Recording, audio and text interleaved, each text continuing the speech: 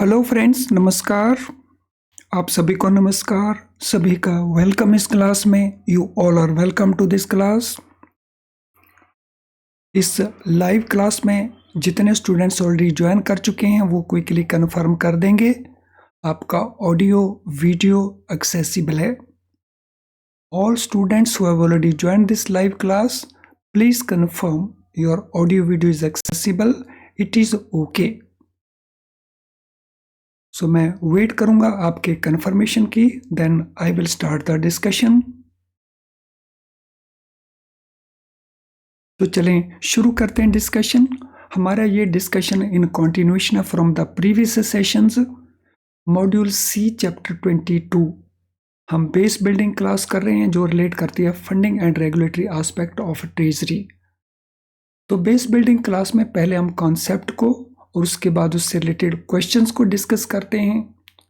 तो last session में हमने सीआरआर से रिलेटेड वो लायबिलिटी जो एक्सक्लूड करनी है फ्रॉम एनडीटीएल उनको डिस्कस किया था, और अब हम डिस्कस करेंगे वो लायबिलिटी जो एग्जेम्प्टेड कैटेगरी में फॉल करती हैं। तो कौन कौन सी वो एस्पेक्ट्स हैं जो एग्जेम्प्टेड कैटेगरी में फॉल करेंगे, यानी जिनके ऊपर सीआरआर एप्लीकेबल नहीं बनता। तो देख लेंगे कौन कौन सी वो आइटम्स हैं। Scheduled banks are exempted from maintaining CRR on the following liabilities।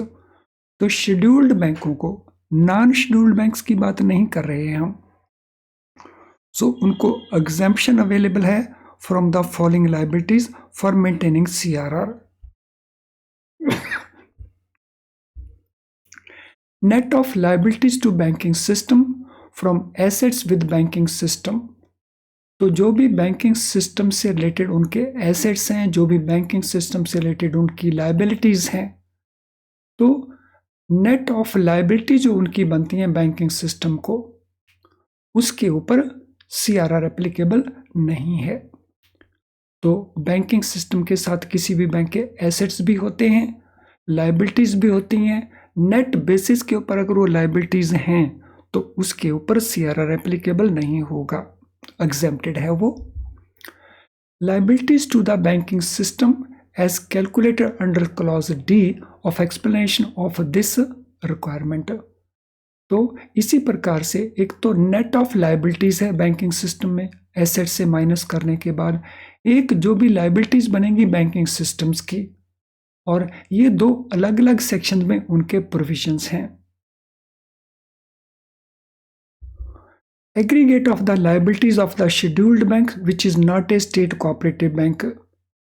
तो aggregate of liabilities of A scheduled bank जो स्टेट कोऑपरेटिव बैंक नहीं है, तो उनके केस में अगर कोई liability toward state bank of India है, कॉरस्पोंडेंट न्यू बैंक है, यानी नेशनलाइज्ड बैंक्स की हम यहाँ पे बात कर रहे हैं जो 70 के एक्ट के मुताबिक हैं, ये 80 के एक्ट के मुताबिक हैं।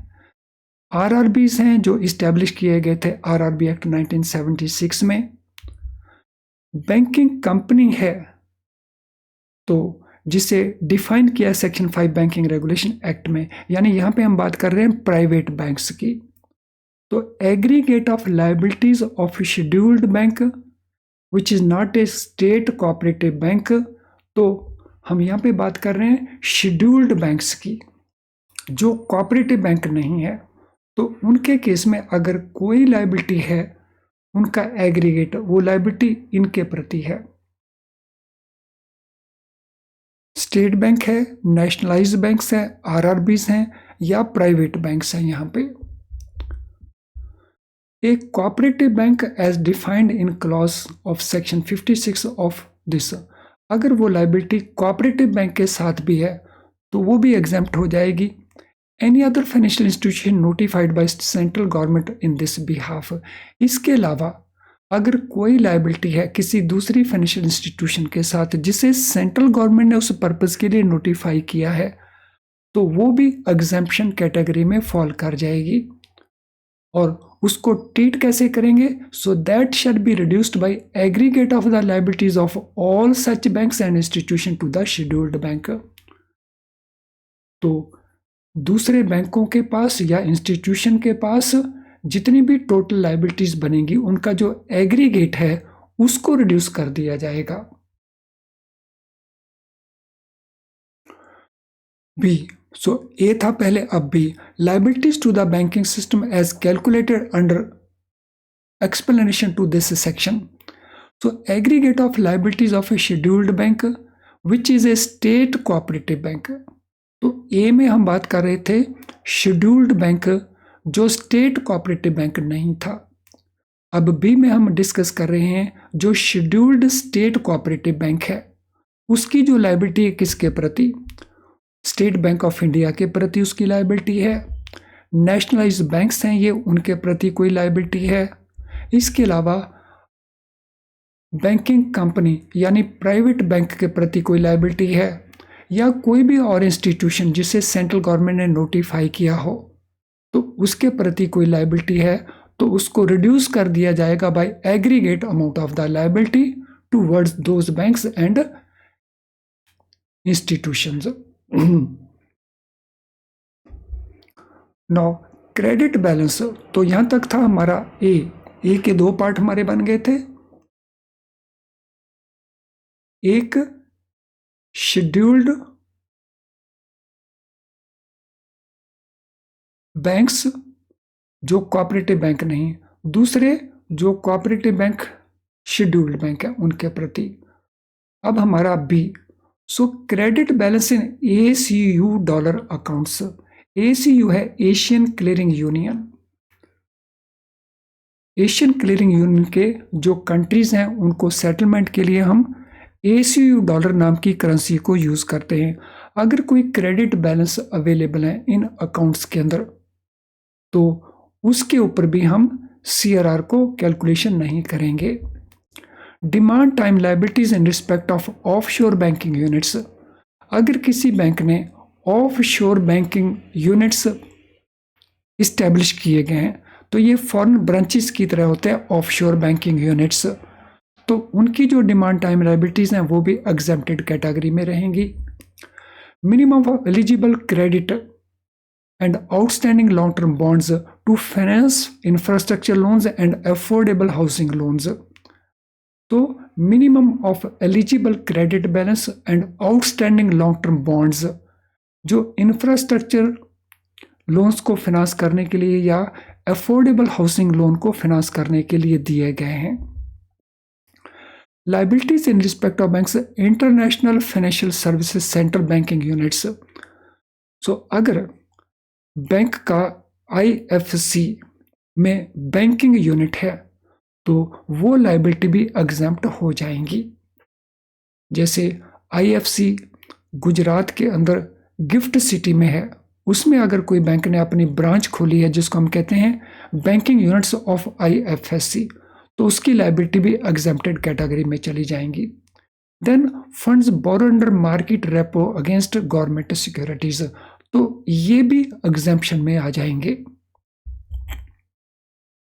और क्या क्या एग्जेम्पशन में आएगा, scheduled commercial banks have been allowed to deduct equivalent amount of incremental credit, तो जो शेड्यूल्ड कमर्शियल बैंक हैं वो इंक्रीमेंटल क्रेडिट जो उन्होंने डिसबर्स किया एज रिटेल लोन्स ऑटोमोबाइल्स को, रेजिडेंशियल हाउसिंग को या लोन्स टू MSMEs को, over and above outstanding level of credit to these segments as at end of fortnight ended January 31, 2020 from their NDTL for maintenance of CRR।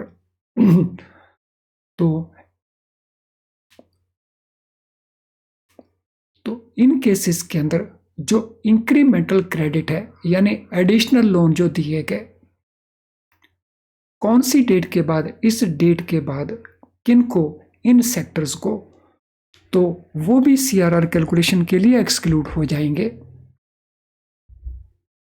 N amount equal to incremental credit outstanding from the fortnight beginning January 31st, 2020 up to fortnight July 31st, 2020 will be eligible for deduction for NDTL for the purpose of calculating CRR for a period of 5 years। तो जो loan हमने इन sectors को दिए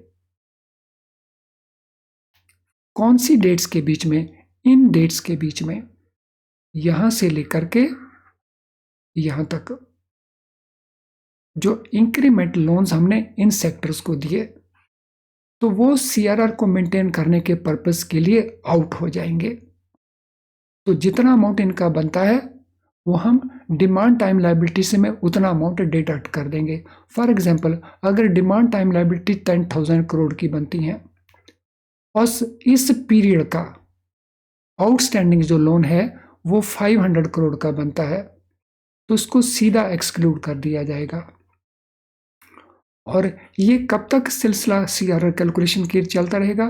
5 years, 5 साल तक, जब से उस लोन को ओरिजिनेट किया, यानी जिस दिन उस लोन को हमने सैंक्शन किया, तो तब से लेके 5 साल तक उसके आउटस्टैंडिंग के ऊपर ये एग्जेम्पशन मिलती रहेगी।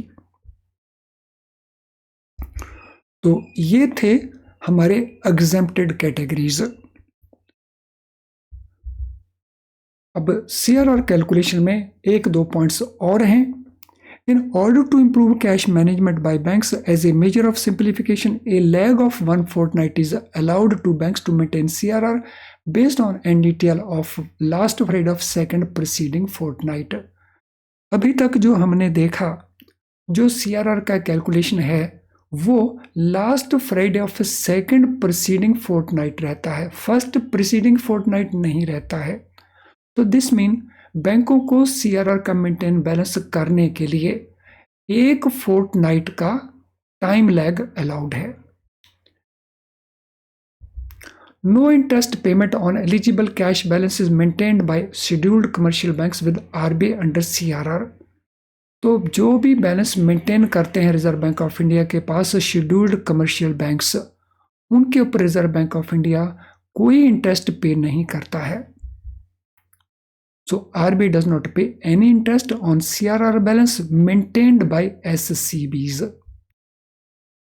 Loan out of FCNRB deposits and interbank foreign currency deposits. अगर FCNRB डिपॉजिट्स के अगेंस्ट लोन दे रखे हैं या इंटरबैंक फॉरेन करेंसी डिपॉजिट्स के अगेंस्ट लोन दे रखे हैं, तो उनके केस में पोजीशन क्या बनती है? These deposits shall be included as part of bank credit for the purpose of these directions. तो ये जो डिपॉजिट्स हैं इनको इंक्लूड किया जाएगा बैंक क्रेडिट के अंदर for the purpose of these directions. Banks shall use conversion rate announced by FBIL for the purpose of converting foreign asset liabilities for reporting purpose. For converting asset liability in other currencies, banks may use New York closing rate pertaining to the day end of the reporting Friday for converting such currencies into US dollar, and then use the reference rate of FBIL for US dollar Indian currency for same day for conversion purpose. तो आप चाहें इस part को छोड़ दीजिए, थोड़ा लंबा part है, तो इतना रिस्क आप जरूर ले सकते हैं। तो ये सारी की सारी हमने डिस्कस कर ली हैं एग्जेम्प्टेड कैटेगरीज कौन कौन सी हैं। इससे पहले कि हम अगले पार्ट के ऊपर चलें, ये इंपॉर्टेंट इंफॉर्मेशन है। If live class enough to pass the exam? No, live class is not enough, क्योंकि इस क्लास में हम पूरे सिलेबस को कवर नहीं कर पाते, लेकिन इसके बावजूद भी it is very very useful for improving your score. अगर आपने अपने स्कोर को इम्प्रूव करना है, आप 43, 44, 45, 46 मार्क्स लेके फेल हो जाते हैं, तो तब इन केसेस में ये क्लास आपको बहुत यूजफुल रहती है। पास होने के लिए आपको फुल सिलेबस को कवर करना चाहिए, और अगर आप उसके लिए IIBF को बुक्स को यूज़ कर रहे हैं तो उसमें आपको कुछ इश्यूज हो सकते हैं। फॉर एग्जांपल, इन बुक्स में जो कुछ लिखा है, जैसे लिखा है, उसको आपको अंडरस्टैंड करने में डिफ़िकल्टी आती है। आप बार बार पढ़ते हैं फिर भूल जाते हैं, इससे आपका बहुत टाइम भी कंज्यूम होता है।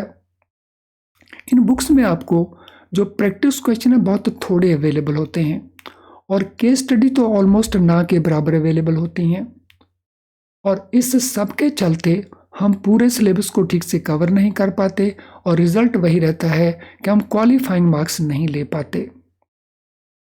अब इसका सॉल्यूशन, हमारे best quality very low priced video lesson अगर आप यूज़ करते हैं तो इन लेसन्स में हम जो कॉन्सेप्ट्स को एक्सप्लेन करते हैं, सिंपल करके एक्सप्लेन करते हैं, जिसको आप आसानी से इजीली अंडरस्टैंड कर जाते हैं और बहुत क्विकली अंडरस्टैंड कर जाते हैं, जिससे आपका टाइम भी सेव होता है और इसके चलते आप पूरे सिलेबस को भी कवर कर लेते हैं आसानी से।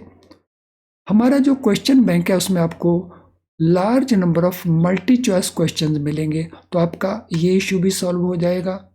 हमारा केस स्टडी पैकेज जो है इसमें आपको बहुत सारी केस स्टडीज मिल जाएंगी विद प्रॉपर सॉल्यूशंस, तो आपका ये इशू भी सॉल्व हो जाएगा। सो अगर सारा कुछ अवेलेबल है then why not to use it. तो इमीडिएटली हमारी वेबसाइट को लॉग इन करें, उसके कोर्स पेज में जाएं और जो भी कोर्स आपको चाहिए उसको यूज़ करें, और इसके लिए आप हमारी ऐप को भी यूज़ कर सकते हैं।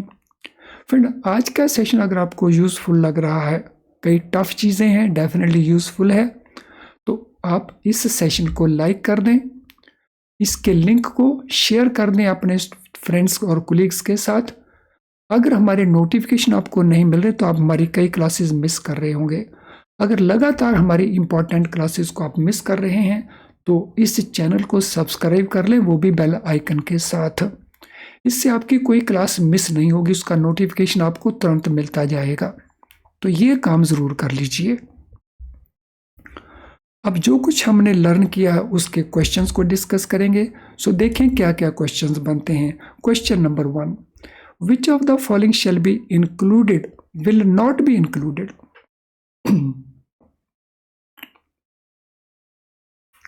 For calculating NDTL, paid up capital of the bank, reserves of the bank, borrowing through instruments qualifying for tier 1 and additional tier 1 capital, credit balance in profit loss account of the bank, amount of loan या refinance taken from these institutions। हमने बताना है इनमें से किसको include नहीं करेंगे NDTL में।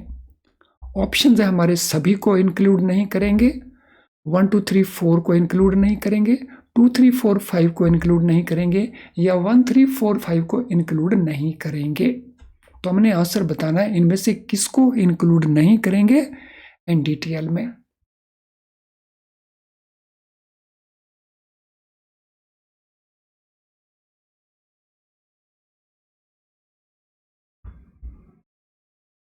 सो दो कैटेगरी हमने नोट की थी, एक एक्सक्लूड करने वाली कैटेगरी, एक एग्जाम्पशन की कैटेगरी। तो यहाँ पे एक्सक्लूड कैटेगरी का क्वेश्चन है ये। फ्रेंड, ये सारे के सारे ही हम एक्सक्लूड कर देंगे, तो ऑप्शन ए हमारा आंसर बन जाएगा। जितनी भी ये आइटम्स हैं, जब भी हम NDTL कैलकुलेट करेंगे तो इनको हम वहां से बाहर कर देंगे, इंक्लूड नहीं करेंगे। For calculating NDTL, which of the following will be excluded? In case of state cooperative banks or district central cooperative banks, any loan taken from state government or National Cooperative Development Corporation. 2. Any deposit of money representing reserve fund maintained by any cooperative society within the area of operation of the bank. 3. In case of district central cooperative banks, also advance taken by it from state cooperative banks concerned। तो इनमें से हम किस किस को exclude करेंगे जब cooperative बैंकों का हम NDTL कैलकुलेट करेंगे।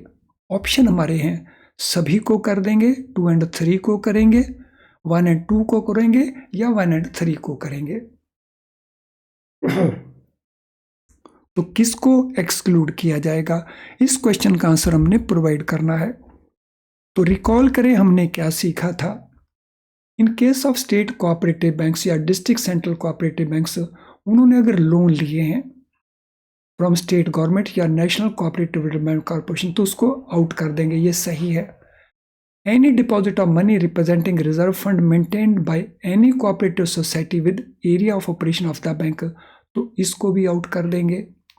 In case of district central cooperative banks, अगर एडवांस उन्होंने लिया है कंसर्न्ड स्टेट कोऑपरेटिव बैंक से, तो उसको भी आउट कर देंगे, ये तीनों ही आउट हो जाएंगे। So this mean our option A will be our answer.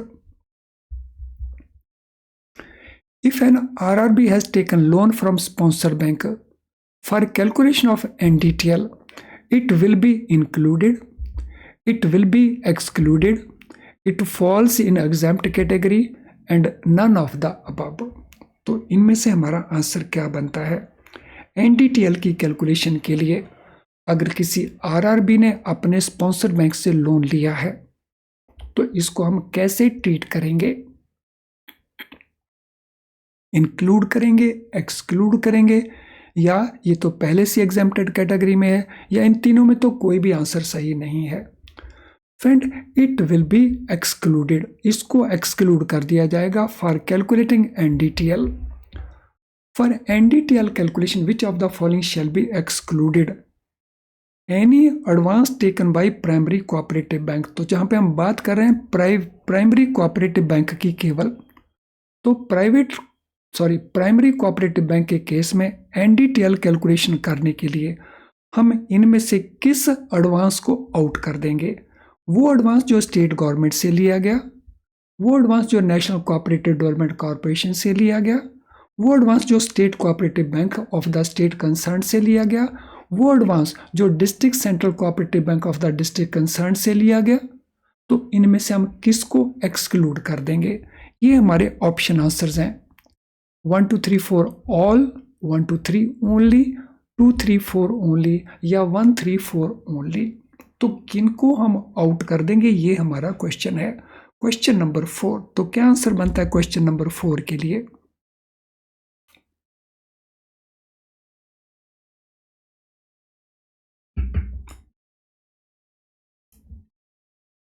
So what is answer for question number 4? So question number 4 में भी आंसर बनता है ये सारे के सारे ही एक्सक्लूड हो जाएंगे। सो जितने भी ये एडवांसेस ले चुका है प्राइमरी कोऑपरेटिव बैंक, तो ये सारे के सारे ही एनडीटीएल कैलकुलेशन के लिए आउट हो जाएंगे। By which of the following statement is true or false? तो यहाँ पे कुछ स्टेटमेंट्स दे रखी हैं, हमने आइडेंटिफाई करनी है कौन सी स्टेटमेंट ट्रू है और कौन सी स्टेटमेंट फॉल्स है। फर्स्ट स्टेटमेंट, तो ये सारे नेफिड से लेकर के एनी लोन और रीफाइनेंस टेकन बाय शेड्यूल्ड और non scheduled commercial bank from NAB NAFID will be excluded from NDTL calculation for CRR and SLR. Number 2, loan refinance taken by scheduled cooperative bank. तो यहाँ पे commercial bank है, यहाँ पे cooperative bank है, from NAFID will be excluded for CRR purpose only, not for SLR purpose. तीसरा, loan refinance taken by non scheduled cooperative bank. तो यहाँ पे शेड्यूल्ड कोऑपरेटिव बैंक था, यहाँ पे नॉन शेड्यूल्ड कोऑपरेटिव बैंक है, तो ये CRR और SLR दोनों के पर्पस के लिए NDTL कैलकुलेशन से बाहर हो जाएगा। तो हमने बताना है इनमें से कौन सी स्टेटमेंट ट्रू है, कौन सी स्टेटमेंट फॉल्स है, और ये हमारे ऑप्शन आंसर्स हैं। तो ये अलग अलग आपको T for true, F for false, तो हमने आइडेंटिफाई करना है इनमें से कौन सा स्टेटमेंट हमारा करेक्ट है। Question number 5।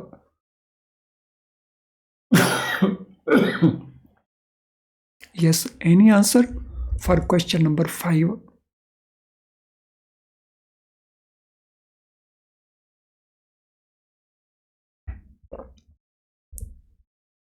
So what is answer for question number 5? So this will be excluded। जो शेड्यूल्ड या नॉन शेड्यूल्ड कमर्शियल बैंक लेते हैं वो CRR SLR दोनों के लिए एक्सक्लूड होगा। जो केस है शेड्यूल्ड कोऑपरेटिव बैंकों का वो CRR के लिए एक्सक्लूड होगा, SLR के लिए एक्सक्लूड नहीं होगा। तो ये स्टेटमेंट भी करेक्ट है। तीसरा स्टेटमेंट, जो नॉन शेड्यूल्ड कोऑपरेटिव बैंक्स हैं उनके पर्पस के लिए CRR SLR दोनों के लिए एक्सक्लूड हो जाएगा। तो ये स्टेटमेंट भी करेक्ट है। तो अगर हम इसको देखते हैं तो हमारी तीनों ही स्टेटमेंट्स करेक्ट हैं, तो ऑप्शन बी हमारा आंसर बन जाएगा। Which of the following statement is matched for NDTL calculation? तो यहाँ पे कुछ स्टेटमेंट्स हमें गिवन है, हमने देखना उनमें से कौन सी स्टेटमेंट मैच करती है। नेट इनकम टैक्स प्रोविजन को NDTL पर्पस के लिए एक्सक्लूड किया जाएगा, तो ये स्टेटमेंट है एक्सक्लूड हमारा यहाँ पे सही होगा। Amount received from DICGC towards claims and held by bank pending adjustment there, इसको NDTL में इंक्लूड किया जाएगा। Amount received from ECGC by invoking guarantee, तो इसको भी NDTL में इंक्लूड किया जाएगा। Amount received from insurance company on ad hoc settlement of claim pending judgment of the court, तो इसको भी एक्सक्लूड किया जाएगा। तो यहाँ पे डैश आना चाहिए, तो इसको एक्सक्लूड किया जाएगा। Amount received from court receiver, तो इसको इंक्लूड किया जाएगा। तो यानी यहाँ पे 2 हमारे एक्सक्लूशन वाले हैं और 3 हमारे इंक्लूजन वाले हैं। हमने देखना इनमें से कौन कौन से मैच करते हैं। ये हमारे ऑप्शन आंसर्स हैं। तो देखिए कौन सा ऑप्शन हमारा करेक्ट बनता है। कौन कौन से मैच करते हैं, कौन कौन से मैच नहीं करते।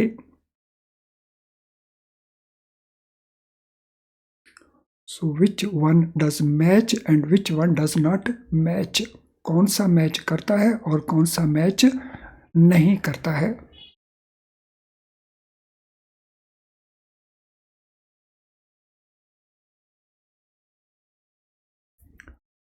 तो ऑप्शन आंसर यहाँ पे सी दिया है, इसको हम चेक कर लेते हैं। So net income tax provision exclude होगा, तो यस ये तो एक्सक्लूड होगा, तो ये हमारा करेक्ट हो गया। तो ये हमारा मैच करता है। DICGC का जो पैसा वो इंक्लूड होगा NDTL में, नो एक्सक्लूड होगा।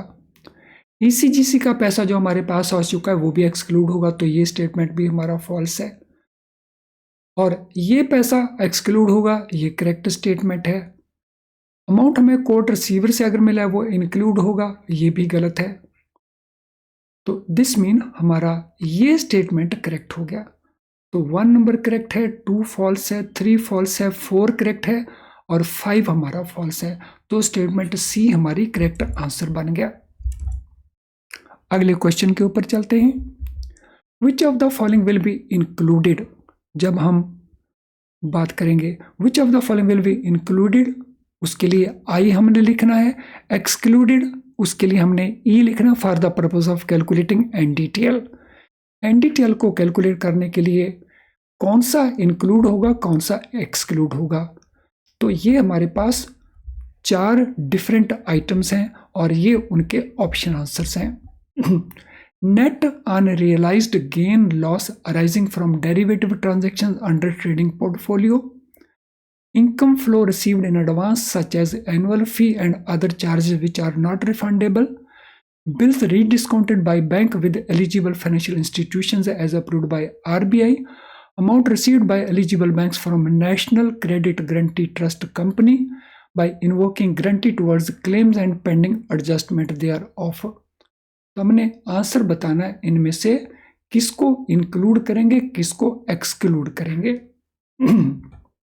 तो which will be included and which will be excluded। तो हमारा ऑप्शन आंसर कौन सा बनेगा, तो नंबर 1 एक्सक्लूड हो जाएगा, नंबर 2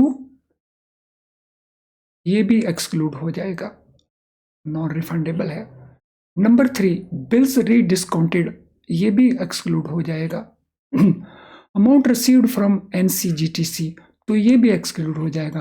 यानी चारों के अंदर हमारा ई बनना चाहिए और वो ऑप्शन हमारे पास यहाँ पे है, ऑप्शन डी जो है हमारा आंसर बन जाएगा। तो ये सारे के सारे एक्सक्लूड माने जाएंगे।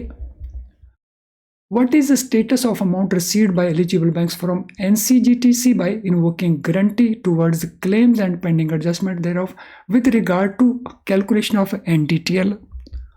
उसको इंक्लूड करेंगे, एक्सक्लूड करेंगे, या वो एग्जेम्प्टेड कैटेगरी में आता है या none of the above.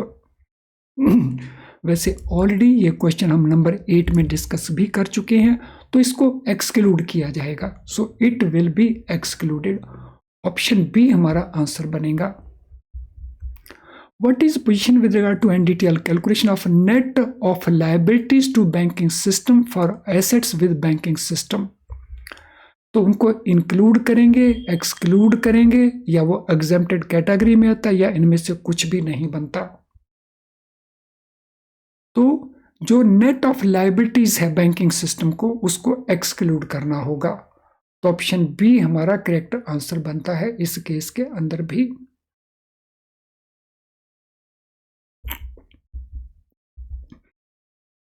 So option B के ऑप्शन सी, सॉरी, ये एग्जेम्प्टेड कैटेगरी में फॉल करता है, तो ऑप्शन सी हमारा आंसर है। तो ये एग्जेम्प्टेड कैटेगरी में, एक्सक्लूजन वाली कैटेगरी के अंदर ये फॉल नहीं करता है, ये एग्जेम्प्टेड कैटेगरी में फॉल करता है। तो ये जो मार्किंग मैंने यहाँ पे की है इसको हम डिलीट करेंगे और ये हमारी सही मार्किंग है। For NDTL calculation which of the following falls in exempted category. NDTL calculation के लिए इनमें से एग्जेम्प्टेड कैटेगरी में कौन कौन सा आता है? Credit balance in ACU account, demand time liabilities of offshore banking units, minimum eligible credit and outstanding long term bonds to infrastructure loans and affordable housing, liabilities in effect of IFSC IBUs. तो हमने बताना है इनमें से कौन कौन सा exempted category में फॉल करता है। All the four will fall, 1 2 3 only they fall, 2 3 4 only fall, या 1 3 4 ओनली फॉल। तो कौन सा फॉल करता है इस एग्जेम्प्ट कैटेगरी के अंदर? फ्रेंड्स, ये फॉल करता है एसीयू अकाउंट्स का जो बैलेंस है, क्रेडिट बैलेंस। डीटीएल जो हमारे ऑफशोर बैंकिंग यूनिट्स हैं वो भी उसी में आता है एग्जाम्पशन में। एलिजिबल जो क्रेडिट है उसका मिनिमम, और आउटस्टैंडिंग लॉन्ग टर्म बॉन्ड्स जो इंफ्रास्ट्रक्चर लोन्स का, अफोर्डेबल हाउसिंग का है वो भी। आईबीयू जो आईएफएससी के अंदर वो भी, यानी ये चारों के चारों। तो ऑप्शन ए हमारा आंसर बन जाता है। फ्रेंड्स, आज के सेशन से रिलेटेड अगर आपका कोई भी क्वेश्चन हो तो इस वीडियो के कमेंट बॉक्स को आप यूज करेंगे तो वहां पे आप अपने क्वेश्चन को टाइप कर सकते हो। अगर आपकी कोई जनरल क्वेरी है तो आप यहाँ पे हमें मेल कर सकते हो, हम सूटेबली आंसर करेंगे और आपकी हेल्प करेंगे। अगर आप क्लासेस मिस कर रहे हो, हमारी क्लासेस को नोटिफिकेशन नहीं मिल रहे आपको, तो उसके पीछे रीज़न होगा कि आपने चैनल को अभी तक सब्सक्राइब नहीं किया होगा। तो चैनल को सब्सक्राइब कर लें, साथ में बेल आइकन को पुश कर दें ताकि हमारे सारे नोटिफिकेशन आपको before starting of the time मिल जाएं, क्लास के शुरू होने से पहले, और आपकी कोई भी क्लास मिस ना हो। तो चलिए अब इस क्लास को हम वाइंड अप करते हैं। Thank you friends.